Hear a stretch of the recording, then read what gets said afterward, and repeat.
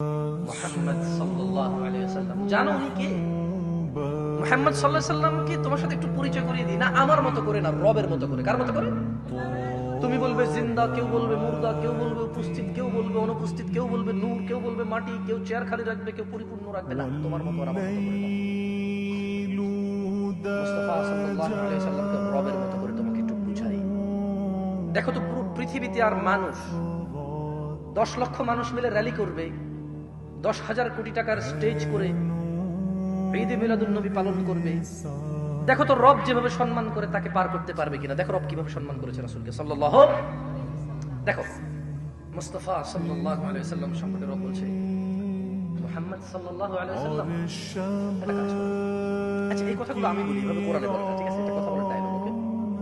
আমি সেটাই কোরআনের কথা যেটা আমি কোরআন পড়ে ট্রান্সলেশন করি, ওকে? এটা একটা কথা বলার ধরন। আচ্ছা, মুহাম্মদ সাল্লাল্লাহু আলাইহি ওয়াসাল্লামকে আল্লাহ সুবহানাহু ওয়া তাআলা বলছে, কে বলছে? কার রব? আল্লাহ। কার রব? সবার, যিনি প্রতিপালন করে সবকিছুকে, যিনি পালন। লা ইলাহা ইল্লাল্লাহ।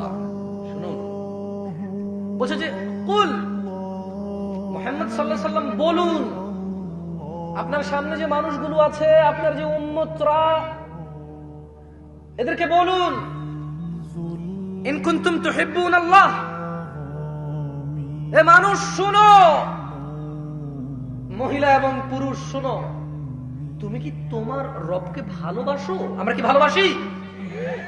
ভালোবাসি? তাহলে শুনুন কিভাবে ভালোবাসতে হবে।